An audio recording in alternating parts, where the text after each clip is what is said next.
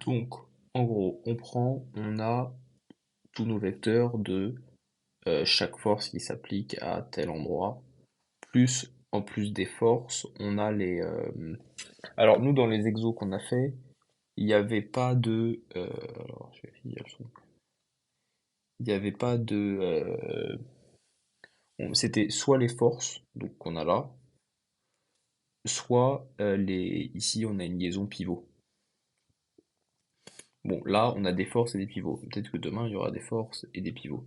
Donc, on met toutes les forces. Ici, on a une réaction du support, le poids, donc le pivot avec une réaction ici, et le poids là. Ok, maintenant, on va faire les torseurs de chacune de ces vecteurs. Donc, en gros, pour les vecteurs normaux, donc les vecteurs qui ont pas de point de rotation et qui n'ont pas de liaison, juste, on va mettre ici, c'est leurs coordonnées sur X, Y et Z. Et ici, c'est leur moment, c'est un moment. Le moment, c'est en mode avec une perceuse, c'est le couple qui fait que notre main, elle est obligée de mettre une force pour éviter de faire tourner la perceuse. Et nous, il n'y aura pas de moment parce qu'on n'a pas vu. Donc en gros, là, on a notre axe Y et là X. Et donc on regarde P sur l'axe XY, il est comment? Et ben là, comme il descend comme ça, qu'il est que sur Y, ça va être moins P. Donc on a X, Y et Z. Donc on va avoir moins P. Et après on a 0, 0, 0, 0, 0. Parce qu'on n'a pas de moment. Euh, mais si jamais le vecteur il avait été comme ça, et ben là on a le vecteur il aurait été sur X et sur Y. Donc on aurait été en plus X et en plus Y, parce que on avance de X et on monte de Y. Et en gros, on nous aurait donné l'angle qui est là. Et en fait, après, on cherche, donc si je le détaille là, genre, si jamais à un moment on nous donne un truc où on a des vecteurs sur X, Y, donc là, on a notre vecteur qui est ici. Et si on a sur X, Y, avec genre par exemple ça qui est 30 degrés, on va essayer de trouver sur X et sur Y. Sur X, c'est le côté adjacent de cet angle-là, donc c'est le cosinus. Donc ça va être cosinus de X fois l'hypoténuse qui est notre vecteur. Donc si notre vecteur on l'appelle T, F, T, donc fois T, ça c'est pour X, et Y, donc d'ailleurs, oui on va pas l'appeler X, on va l'appeler 30 degrés, et pour Y c'est le côté opposé, donc ça va être T fois sinus 30 degrés. Et donc là, de toute façon, on n'a pas de truc comme ça. Donc, pas de souci. On revient à voilà, ici. Donc le torseur de P2 sur 2. Alors, je vais effacer là. Donc P de 2 sur 2, c'est sur la pièce 2. Donc le poids de la pièce sur 2. Donc le poids sur X, Y et Z. Pareil, on va avoir un moins P2 et 0, 0, 0, 0, 0. Ok. Après, là, on a donc de 0 sur 2, et c'est au point A. Et ici, on a une liaison pivot. La barrière, elle pivote comme ça, je vous apprends rien. Hop, ok. Donc là, on sait que la barrière, elle a donc une rotation sur quel axe? C'est pas sur X, c'est pas sur Y, c'est sur Z. Donc elle tourne dans ce sens-là sur l'axe Z. Donc en gros, quand on a une rotation, le torseur d'une liaison pivot, ça aurait été 0, 0, 0. Alors je sais plus où on met les translations et où on met les rotations. Oui, c'est ça, c'est 0, 0, 0. et rotation, 0, 0, et une translation ici sur Z. Hop là, et bah, quand on fait euh, le, le torseur, en gros ça c'est pas un torseur, ça c'est une liaison mécanique, et quand on fait le torseur, ici, on va écrire XA. En gros, on écrit partout où là, on avait eu 0. XA, YA, ZA, et là c'est LMN. Donc LA, MA, et donc ici 0 parce qu'on avait quelque chose sur Z là. Ok, mais en gros, nous, sur tous les exos qu'on a fait, on avait que des trucs comme ça, comme ce qu'on va voir là. On n'avait pas de, on n'avait pas de liaison. Donc, mais en gros, ça marche pareil. Juste la liaison, du coup, il y a toujours des trucs ici. Ok, et donc maintenant, on regarde pour 0 sur 2.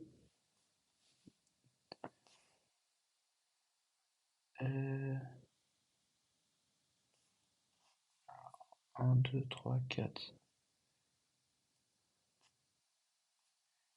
Ouais, donc du coup, c'est lui, c'est au point B.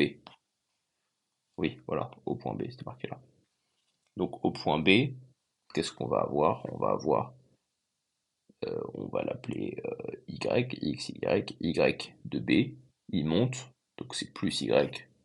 Et il est sur l'axe pas Y. Donc on a YB 0, 0, 0, 0, 0. Ok. Maintenant, on va faire le calcul vectoriel. Calcul vectoriel, on l'a vu en quoi avec une manière qui était... En vrai, moi je la trouve pas ouf. Et là, j'ai une technique qui est canon. Et je l'ai montré au prof, il était ok, et puis de toute façon, ça marche. Mais donc, en gros, déjà, ce qu'on fait, c'est que on regarde dans tout ce qu'on avait là, où est-ce qu'on a le plus d'inconnus. Ici, on a le plus d'inconnus. Mais aurait pu être autre part. Donc, le but, c'est que tous ces vecteurs qu'on avait, on va tous les déplacer au point A. Pour pouvoir faire, en gros, après, on a une formule qui est somme des forces extérieures qui est égale à 0. Pour faire cette formule, il faut que toutes les forces elles soient en 0. Donc c'est pour ça qu'on va faire, on fait un produit vectoriel pour pouvoir trouver ces, ces forces. Enfin donc pour pouvoir trouver toutes ces inconnues qu'on a XA, YA, ZA, LA, MA. Ok, et donc en fait le truc tout con, c'est on met ici, donc dans la partie de cette colonne-là, on met ce qu'on avait trouvé. Déjà je vais vous expliquer. Donc en gros on fait donc M donc au point A de P1 sur 2, donc P1 sur 2, en gros c'est la P1 sur le truc 2. On n'est pas obligé de l'écrire aussi bien, mais donc en gros on va mettre P1 en A. C'est ça qui est dit ici. Donc on met P1 en A. Ici c'est les moments, ce sera toujours 0, 0, 0. Ici, alors on va regarder là d'abord, c'est la résultante de 1 sur 2. Donc en gros c'est ce qu'on avait 1 sur 2, c'est ce qu'on avait écrit ici. 1 sur P2, P2, là, P2 est là, donc ici. Donc la résultante, on prend ce qu'on avait là. Lui, en gros, lui, ça aurait été euh, ça aurait été les moments. Mais comme on n'a pas de moment, ici ça fait 0. C'est pour ça que ici on a mis 0, 0, 0. Donc on prend la résultante, qui est lui, qui est 0 moins P2, 0. Donc 0 moins P2, 0. Donc là on est toujours sur nos axes X, Y et Z. Et donc de A vers G, c'est-à-dire qu'on a vu que le point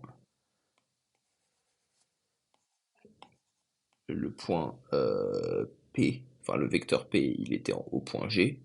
Donc là, on va faire de la distance de G vers A parce qu'on veut que lui, il aille ici. Ok? Et donc du coup, de G vers A, on regarde sur les axes pareils X, Y et Z. Donc pour aller de A vers G, et ben pour aller de A vers G, on va voir sur l'axe X plus 0,5 parce qu'on va dans le sens plus. Si jamais on avait eu un truc qui fait. Alors imaginons que le point il avait été là, genre P il avait été là, ah bah, on aurait fait juste comme ça. Et donc imaginons que P il était ici, on aurait mis un Y qui remonte, donc plus Y avec une distance, et moins X avec la distance ici, qui est de 3 mètres. Pour nous ici, c'est pas trop compliqué, on va juste de là à là, donc on fait plus 0,5 mètres. Attendez, c'était P de 1. Pas pourquoi je me suis changé, j'ai mis P de 2. On va reprendre P de 1, de la chance, c'était juste P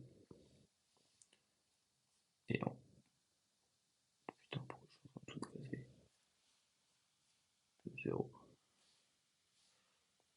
0, 0, 0. Et P de 1, voilà, il est bien au point G. Ok, donc on a vu que pour aller de A vers G, on faisait sur X. Ah oui, c'est vrai. On va pas de. En gros, c'est ce point-là qui va là, mais il faut se dire que c'est un truc qui est contradictoire. Et donc, au lieu d'aller, on met G en A, en fait, la distance, c'est la distance qu'on va faire, mais c'est de A vers G. Donc, tout le temps, dans tous les produits vectoriels qu'on fait, c'est toujours A, donc le point où il y a le plus d'inconnus, vers le point qu'on veut déplacer. Donc là, A vers G, du coup, on va avoir moins 0,5. Donc, moins 0,500. Là, petite technique pour faire le produit vectoriel. Ce qu'on avait ici, qu'on a écrit, je vais réécrire la même chose en dessous. Moins 0,5, moins P, 0. Et là, du coup, alors je vais effacer ça. On barre la ligne du haut, on barre la ligne du bas, et on va faire lui fois lui, moins, moins lui fois lui. Donc ça fait 0 fois 0, moins 0 fois P. Ça, c'était x. X est égal à 0 ici. Après, pour le deuxième, qui va être y, on va avoir, hop, hop, hop, pareil, donc 0 fois 0, 0, moins 0,5, moins, moins, donc plus 0,5 fois 0, ça refait 0. Après, on fait sur z, qui est égal à, bon, hop, on refait pareil. En gros, le premier, on partait de là, deuxième, on part de là, troisième pour z, on part de là. Donc z, 0,5 fois p, moins 0,5 fois p, ça fait 0,5p. Et moins, moins, plus p fois 0, hop là. Donc y reste comme ça. Ah, c'est pas de carré ici. Et ouais, on va faire autrement. En gros, euh, ici, on les avait appelés x, y et z. Ça c'est ok. Mais ici, pour pas se perdre pour après, parce qu'en gros c'est pas les mêmes, ici, au lieu de les appeler X, Y, Z, on va les appeler M, N et L. Parce qu'en gros, après, quand on fera la somme des forces extérieures, on mettra tous les M qui sont égales ensemble, tous les N qui sont égales ensemble, et tous les L qui sont égales ensemble. Donc ici, on peut mettre X, Y et Z. Juste, il faudra penser, quand on fera la somme des forces, de ne pas les mélanger avec ceux qui sont ici, parce que c'est pas les mêmes. Ok, maintenant, on fait le 2. Donc 2, c'est au point A de P2 sur 2. Donc au point point A, donc on met au point A, de P de 2, donc c'est le poids ici qu'on va aller mettre comme ça. Donc on va faire le trajet de A vers G, A vers G, qui fera 3 mètres sur l'axe des X, A vers G. Donc on va avoir M de G1 P2 sur 2. Ça, on n'est pas obligé de le mettre. Donc ça, c'est le moment. Moment 0, 0, 0. Parce qu'on a vu ici, moment 0, 0, 0. Fois, donc on a dit, on va de A vers, comment déjà? G2. G2, ok. Et après, on fait la résultante de P2 sur 2. P de 2 sur 2. Ok. Donc nos moments, euh, P2 c'est le poids, hop là il descend, on a vu qu'ici ça faisait x, x, y de z, sur y c'est moins P2, donc 0, moins P2, 0, 0, moins P2, 0. Pour aller de A vers G, on a dit qu'on avait 3 mètres, donc 3 sur x, 0, 0, donc ici 3, 0, 0, on barre là, hop, ça fois ça, ça fois ça fait x ou m qui est égal à 0, hop hop hop, 0, 0, 0, n qui est égal à 0, et euh, z ou l qui est égal à moins 3p, 2. Ok, bam bam bam. Ok, on a ça. On fait pour le dernier. Pour le dernier, il est au point B. Donc on va avoir m b de 0 sur 2. Hop, on va de A vers B et c'est la résultante de 0 sur 2. Ok, donc les moments 0, 0, 0, donc ici. Pourquoi on n'a pas fait lui? Parce que lui, comme on met tous ces points en ce point-là, en le point A, ici c'était le truc au point A, c'était ça, bah lui on n'a pas besoin de le transporter au point A vu qu'il est déjà. Lui, il n'est pas au point A, ici B, là G2, là c'était G1, lui il était déjà A. Ok, donc lui, la résultante, 0, 0, 0, les moments 0, 0, 0, et résultante de 0 sur 2, 0, YB, 0. Donc, 0, YB, 0, 0, YB, 0, et le trajet de A vers B, 3, 6, 6,5 sur X. Donc 6,5, 0, 0, 6,5, 0, 0, hop, hop, ça fait 0, m est égal à 0, n qui est égal à 0, et l qui est égal à moins 6,5 YB. Ok,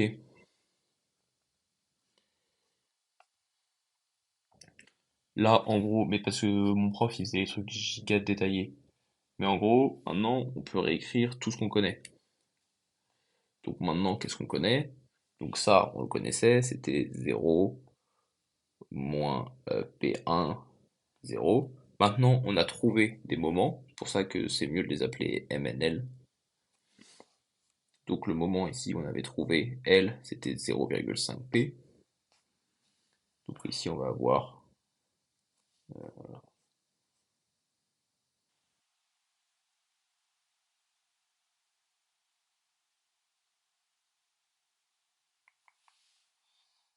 pourquoi il y a une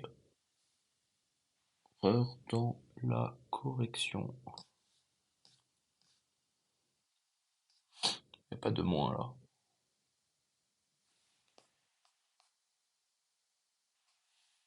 Hop, hop. Donc ici on avait trouvé 0, 0, 0,5 p. Euh, t de 2 sur 2, donc on avait 0 moins p2, et on avait trouvé L, c'était moins 3p2. Donc 0 moins p2, 0, 0, 0, moins 3p2. Ici, bon bah ça n'a toujours pas changé. XA, YA, ZA, LA, MA, N. Et du coup,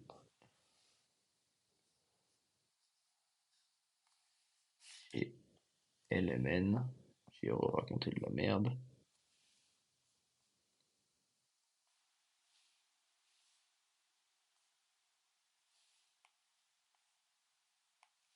Ici c'est L, M, N. Bon, tant qu'ils sont bien placés en bas, L, M, N. Je sais pas pourquoi il y a full correction, il y a full erreur dans la correction. Donc N, donc on met tous les N qui sont toujours en bas. Ah oui, mais donc ici, pourquoi ici du coup c'est pas.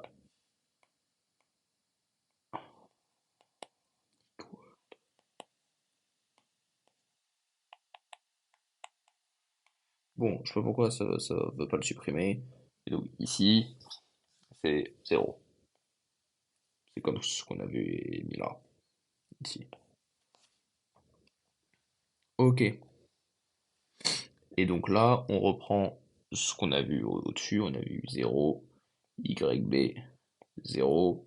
Là, dans les moments, qu'est-ce qu'on avait eu? On a eu moins 6,5 YB.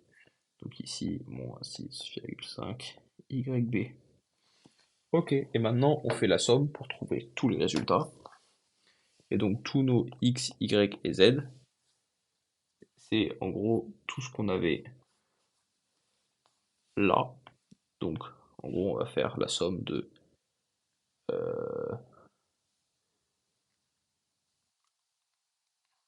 tous les X, X, X, X, X, donc tout ça qui est égal à 0. Après on va faire tous les Y.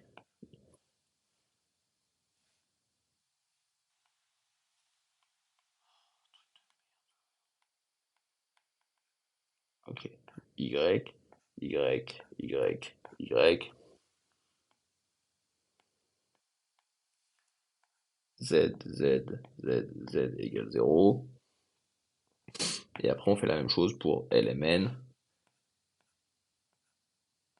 L, L, L, L égale 0.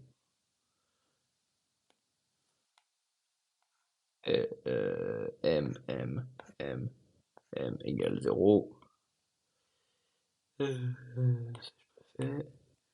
Et N, N, N, N est égal à 0. Bon, et donc là, ça fait un gros système, et vous résolvez et vous trouvez toutes les inconnues. Donc les inconnues qu'on avait, qui étaient bah, P, on sait pas vraiment ce que c'est. Ah, on a peut-être des trucs qui sont de données. Donc P1 c'était 1000, P2 c'était 200. Donc ça, je connaissais déjà. Euh, mais donc XA, YA, ZA, LA, on connaît pas. Et YB, on connaît pas. Et donc après, on les trouve là-dedans en faisant nos systèmes. C'est pas des systèmes très compliqués. Et après, ça nous donne notre résultat final.